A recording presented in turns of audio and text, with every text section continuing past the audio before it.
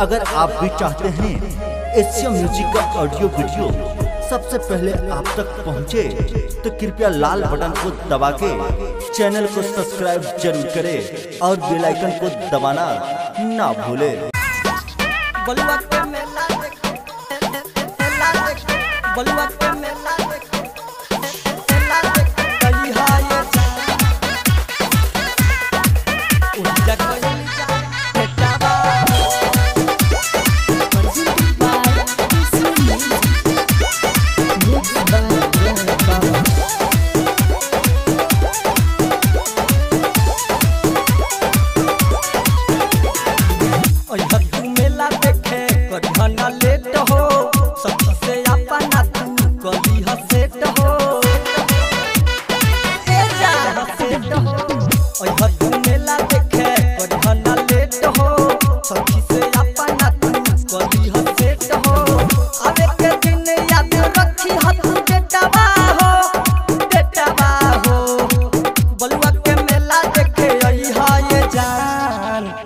कइल जाई भेटावा हो बलुआ के मेला देखे रही है ये जान, ओही जा कइल जाई भेटावा भेटावा बलुआ के मेला बलुआ के मेला रही है ये जान, ओही जा कइल भेटावा। आप सुन रहे हैं हरिलाल के माई के साथ में हाथ के हाथ में सती के रात बात माने बना जान फोटो खिंचावे है कहरब हो ये जान फोटो खिंचावे है कहरब हो ये जान फोटो खिंचावे है हो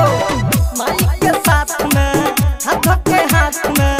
सती के रात बात माने बना जान फोटो खिंचावे है कहरब हो ये जान फोटो खिंचावे है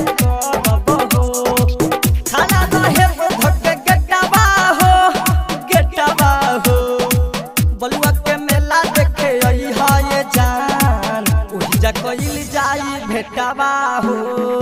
बलुआ के मेला देखे रही है ये जान, ओही जा कइल जाई भेटावा भेटावा हो बलुआ के मेला बलुआ के मेला एशिया म्यूजिक रही है ये जान, ओही जा कइल भेटावा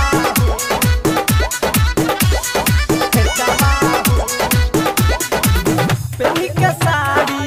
होके तैयारी अइहा ये तनु न फारू कलह कह जई है गाड़ी हो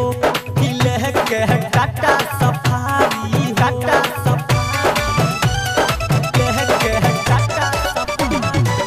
पहनी के साड़ी होके तैयारी अइहा ये बंधना मुंडा फारू कलह कह जई है गाड़ी हो कि लह कह टाटा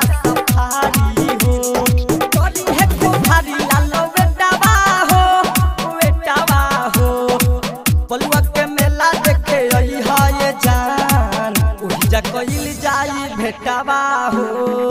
बलुआ के मेला देखे रही है ये जान, ओही जा कइल जाई भेटावा भेटावा हो। Recorded by Aradhya recording studio Kaithwali. Balua के मेला देखे रही है ये जान, ओही जा कइल जाई भेटावा हो।